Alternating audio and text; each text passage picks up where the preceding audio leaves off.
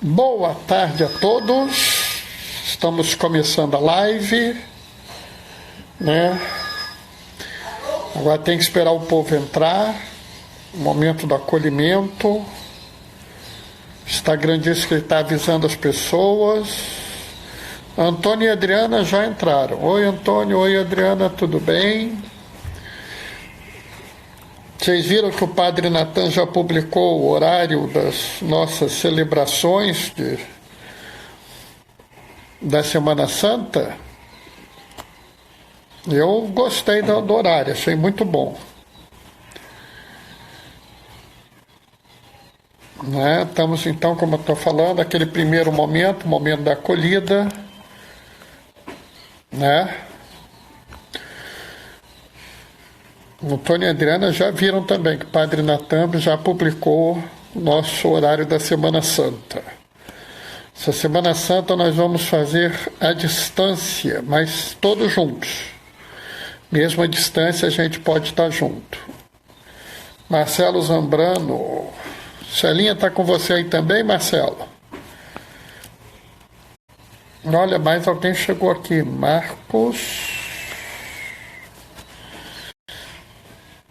Marcos M. Bejaro, isso. Denise, tudo bem? Antônio e Adriana falaram com o Padre Natan hoje. E você, Denise, como é que tá? A Celinha está junto com Marcelo. Andréia também já chegou. Oi, Andréia. Será que Dona Ivete está por aí? Dona Ivete é a mãe da Andréia. Vamos ver se ela...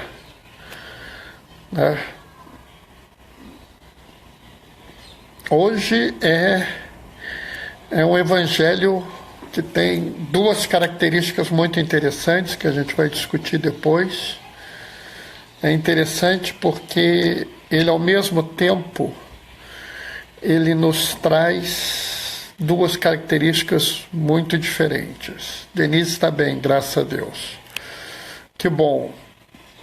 É bom a gente ter a live, que a gente fica sabendo um pouco como é que estão os outros, né? Que a gente fica assim em casa, a gente não fica sabendo como as pessoas estão, né? Então, ter a live, a gente tem um tempinho com a gente, né? Dona Ivete entrou. Oi, Dona Ivete, seja bem-vinda. Né? Martinha, oi Martinha, tudo bem? Martinha também entrou. Martinha, você vai preparar umas coisas de Páscoa pra gente? Se for, avisa aí.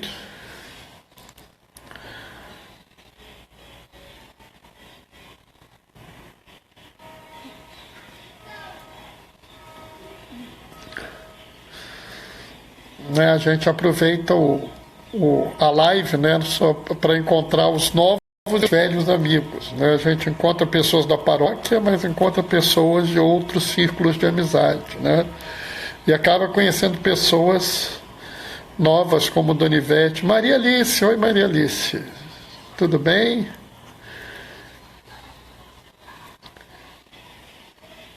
Temos agora Delícias da Martinha. Vou lá entrar e ver, entendeu? Tá entregando aqui em casa? Se a gente encomendar, você entrega em casa? Vem, Martinha, depois coloca aí pra gente. Maria Alice, oi. Maria Alice, nós estamos longe, né? Estamos perto graças ao Instagram, né? Mas estamos sem nos ver há uns bons dias, mas a gente consegue estar junto, isso é que é importante. Né? Então vou fazer propaganda, depois vão no Delícias da Martinha, vejam lá o que a Martinha está encomendando. Eu vou fazer um pedido para Páscoa.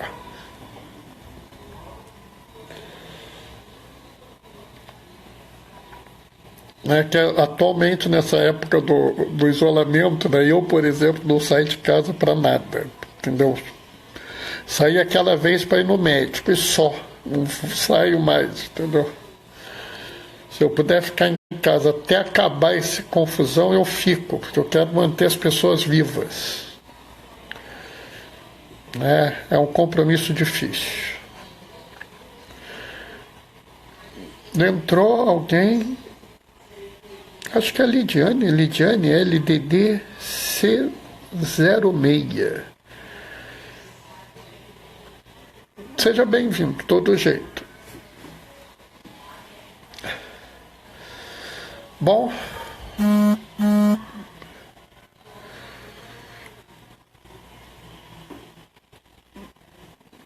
vamos nós adiante, né? Vamos começar a leitura do... Peraí, ó, Martinha. Faz propaganda, sim. Também só tenho saído uma vez por semana, só quando não tem... Exatamente, Martinha, fica em casa. Fica em casa. A melhor coisa que todo mundo, se puder ficar em casa, saia estritamente o necessário, Martinha. Todos nós, né? Ó, Dona Ivete, depois eu vou passar o contato da Martinha para você, Dona Ivete, pode deixar. Martinha eu conheço, não é de hoje, olha, faz umas coisas maravilhosas. Né? Vocês sabem que de comida eu entendo, porque gordo entende de comida, isso é que é um problema. Bom, pessoal, vamos começar o Evangelho, né?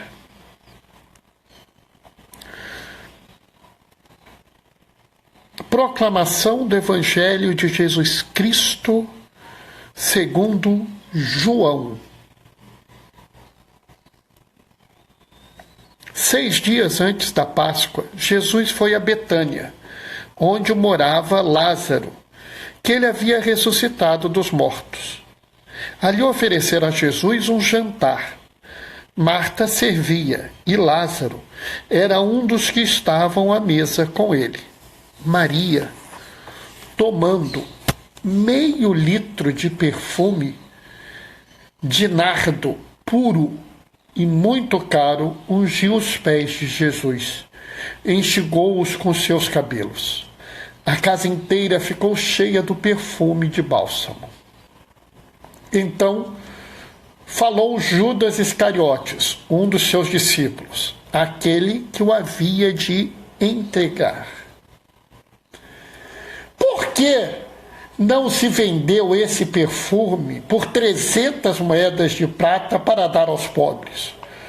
Judas falou assim, não porque se preocupasse com os pobres, mas porque era ladrão. Ele tomava conta da bolsa comum e roubava o que se depositava nela. Jesus, porém, disse, deixa, ela fez isso em vista do dia de minha sepultura. Pobres, sempre os terei convosco, enquanto a mim nem sempre me tereis.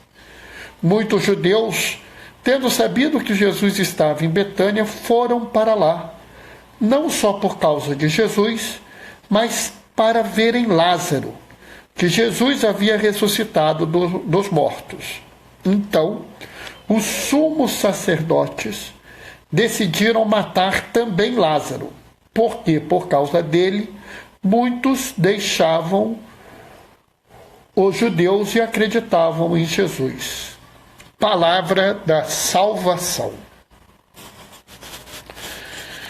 Esse evangelho, ele tem algumas coisas que a gente tem que prestar atenção, né? Maria Alice também está dizendo que não sai de casa há muitos dias. Faz bem, Maria Alice, faz bem. É difícil, é chato, mas faz bem. A gente tem que prestar atenção em algumas coisas muito importantes aqui nesse evangelho, né? A primeira coisa, acho que é uma coisa assim até bonita, né?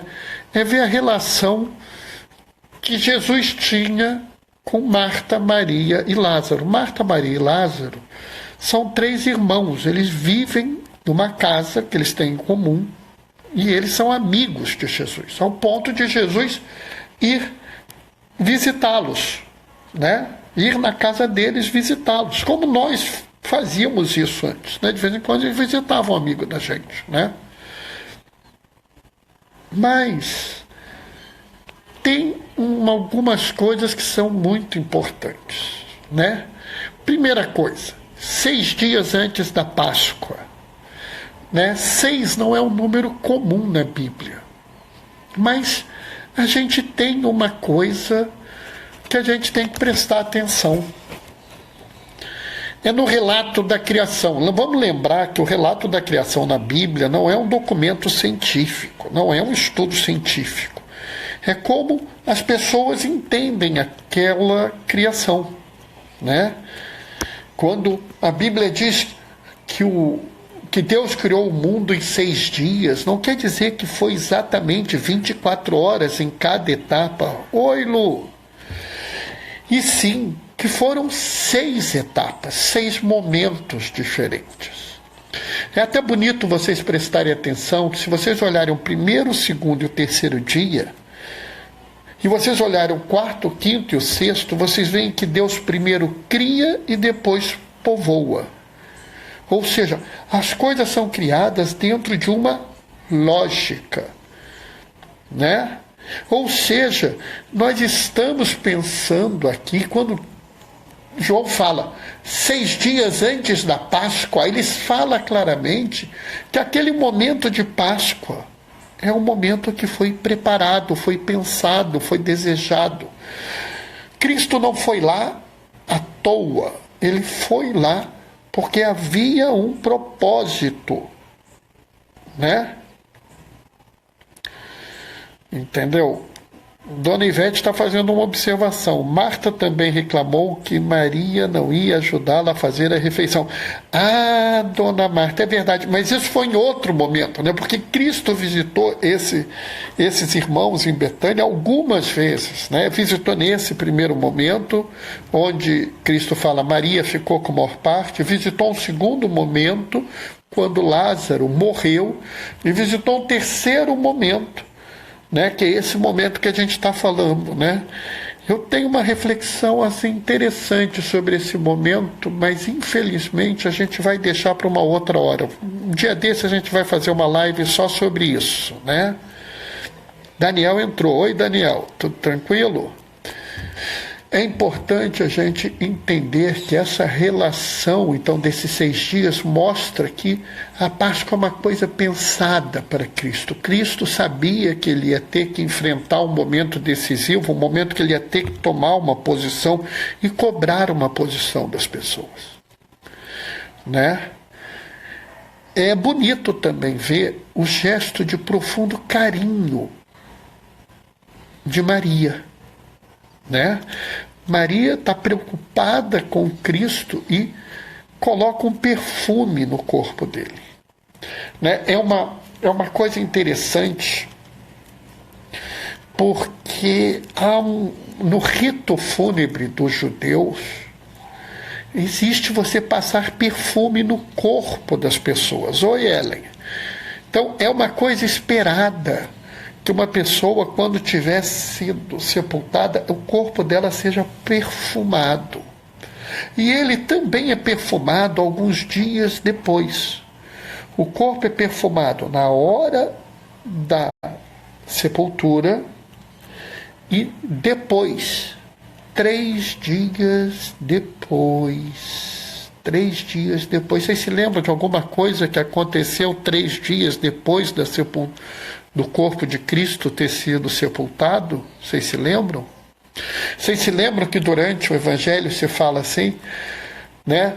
No primeiro dia da semana, as mulheres foram ao túmulo de Jesus para cuidar do corpo, para colocar perfumes. Só que eles não tiveram oportunidade. Por quê? Porque Cristo ressuscita. Então é interessante quando Cristo fala, ela está fazendo isso para o dia da minha sepultura, para o momento da minha sepultura, porque ela não ia poder fazer.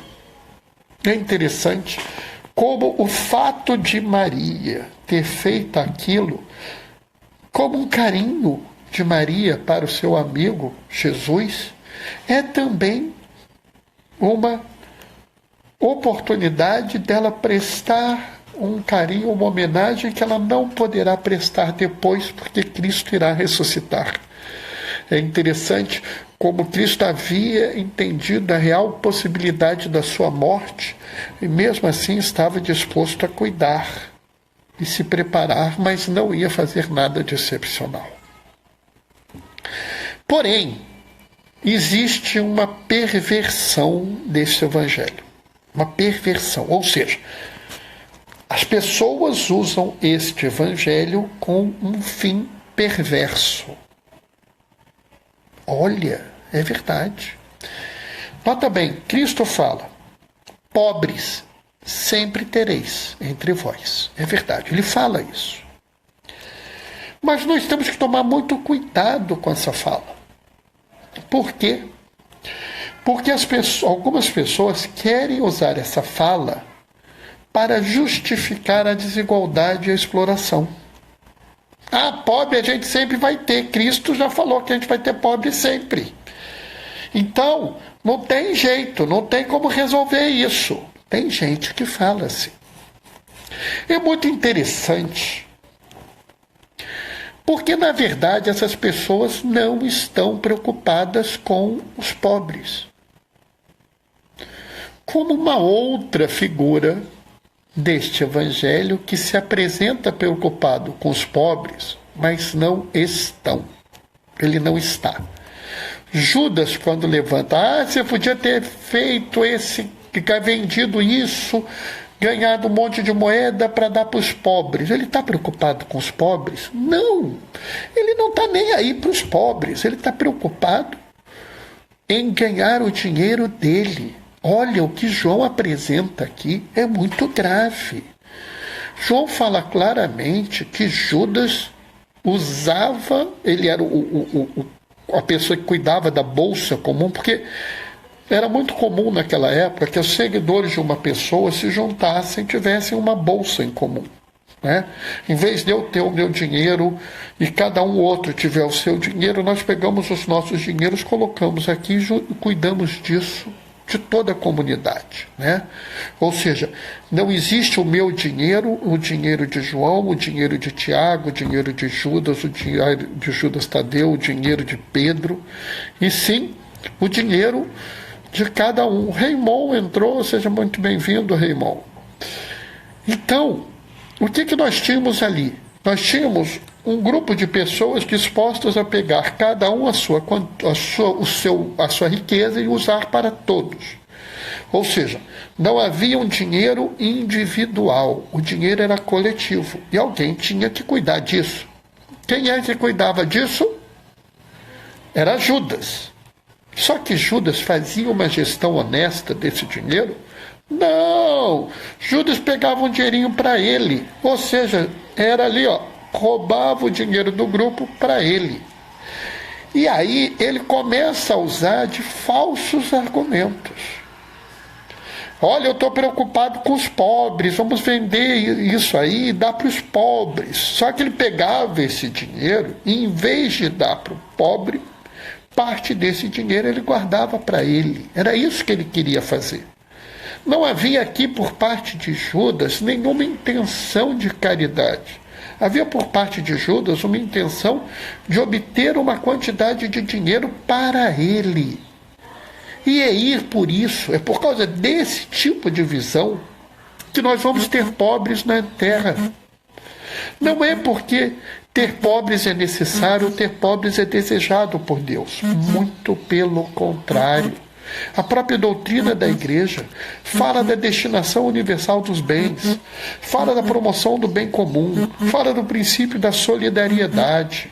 Então não é desejado por Deus nem por sua igreja a existência de pobres. Entretanto, enquanto nós não aceitarmos e vivermos, nós inteiros, a sociedade inteira, se preocupar com todos e definir que todos são importantes e que todas as vidas são dignas e merecedoras de vida em plenitude, nós teríamos pobres. Por quê? Porque nós não queremos sequer nos preocupar com nossos irmãos. Reis está fazendo a observação, fala na função social da propriedade. Muito bem lembrado, Reis. Claro, claro. Né? A nossa igreja fala que toda propriedade tem que ter uma função social, e a propriedade sem a sua função social, ela é ilícita. Quem foi que falou isso? Está no compêndio da doutrina social da igreja. Tem uma catequese de João Paulo II falando sobre isso. Não estou falando de gente nova, não.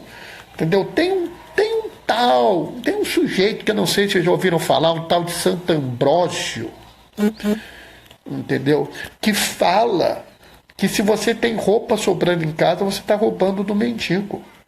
Tem um tal de Santo Agostinho que diz que, frente à escassez de recursos, a propriedade abundante é roubo.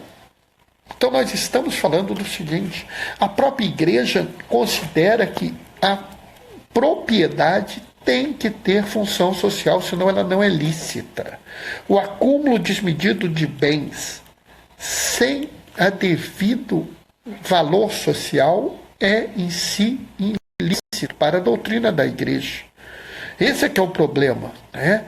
Como a gente tem que entender que a doutrina da igreja diz sim que nós podemos ter um certo dinheiro e podemos ter empregados, mas nós somos obrigados a tratá-los de forma digna, dar um salário justo, lhe dar as coberturas necessárias para que eles possam viver em plenitude, dar a eles o descanso semanal e o descanso anual, que eles têm sim direito a fazer suas reivindicações, inclusive direito à greve. Meu irmão Diácono Gaioso está entrando aí também. Por isso, pessoal, a gente deve entender que se Cristo fala que pobres sempre tereis, não é porque faz parte da nossa sociedade ter pobres. Oi, Rafaela, também estou com saudade. Não é porque faz parte da sociedade ou parte do plano de Deus ter pobres. Faz parte, sim, da injustiça da nossa sociedade. Faz parte, sim, do pecado social que nós vivemos. Pecado social existe o pecado leve, né, ou venial. Vitor entrou. Pecado leve ou venial, pecado grave ou mortal, e o pecado social, que são as estruturas que criam-se na nossa sociedade que levam a grandes pecados. Então, quando eu tenho um sistema de saúde em que alguns recebem saúde 5 estrelas e outros não recebem saúde nenhuma, é um pecado social. Onde eu tenho uma sociedade onde um bando de gente tem que fazer dieta, ou se come até cansar, e tem um bando de gente morrendo de fome, é pecado social.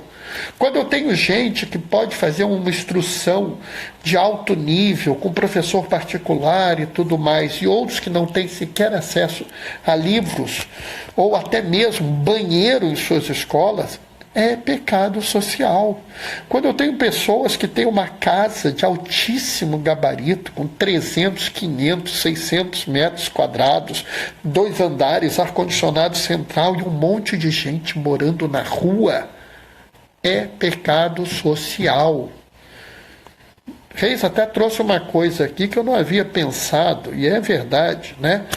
Você ainda tem uma coisa pior que o pobre, que é o miserável, né? O miserável é pior que o pobre, né? Quem mora na rua, quem está passando fome, não é nem pobre, é miserável.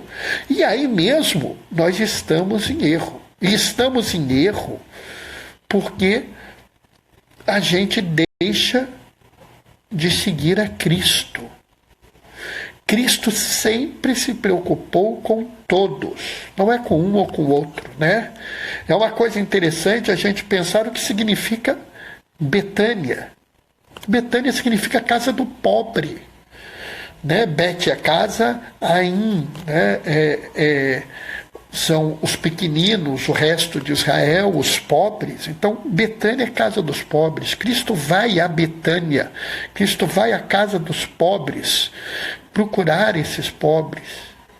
Cristo sempre se movimenta no lugar das pessoas desprezadas, nas pessoas marginalizadas, nas pessoas que são tidas como as menores. Ele próprio foi um desses. Ele nasceu num estábulo, porque não havia casa para onde ele nascer. A gente tem que entender muito bem que em momento algum o Evangelho pode servir para justificar a injustiça, para ser motivo que aceite que as pessoas vivam uma desigualdade social. Isso não é justo. Raymond está fazendo a observação. A conexão caiu e não consegui mais até agora. Que pena, Raymond. Mas não se preocupe não, porque eu vou pôr depois no YouTube. Eu estou pondo todas essas pregações no YouTube, tá? Depois eu passo o link, vou pôr o link no Instagram e vou te passar o link para um monte de gente. Eu passo para você também, tá, Raymond? Pode ficar tranquilo. É importante a gente entender que em momento algum, alguma palavra do Evangelho justifica o que é injusto, justifica que a gente trate mal as pessoas, que a gente considere alguém melhor ou pior que os outros. A todo momento o Evangelho mostra o contrário, que nós devemos brigar, lutar, para que não haja miserável. Brigar, lutar para que não haja nenhuma forma de desigualdade social, ou que pelo menos cada pessoa de nossa sociedade tenha o mínimo para viver uma vida com dignidade. E isso, pessoal, nesse momento é importantíssimo.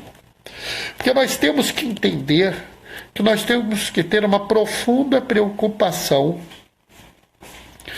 com aqueles que estão enfrentando esse momento de isolamento social, esse momento de pandemia, em condições absolutamente indignas.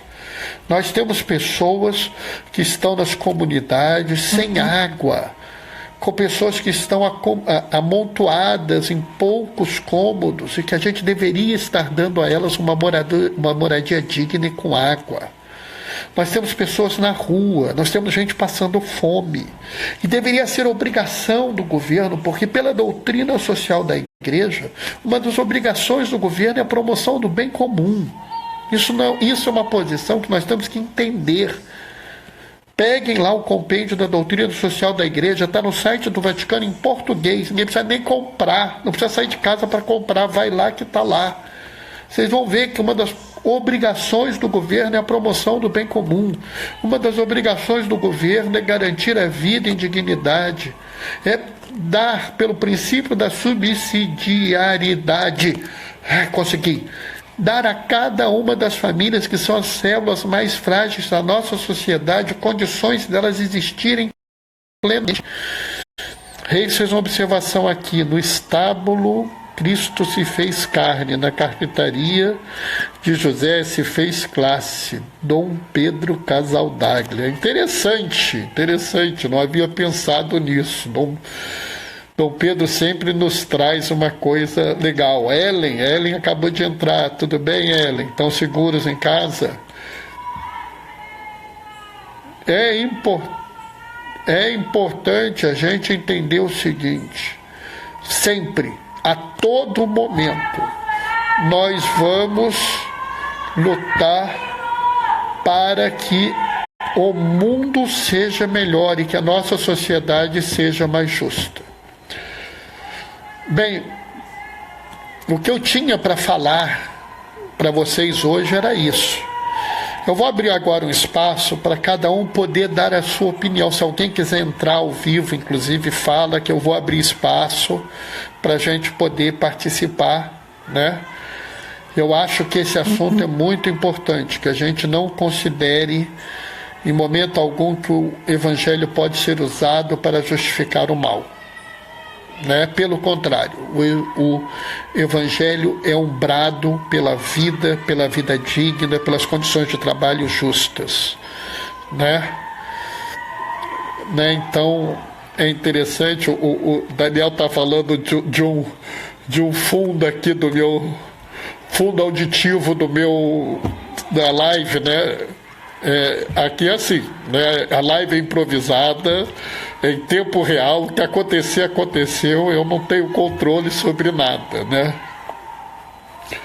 Bom, se alguém quiser entrar, falar alguma coisa, participar, estamos abertos nesse momento, né?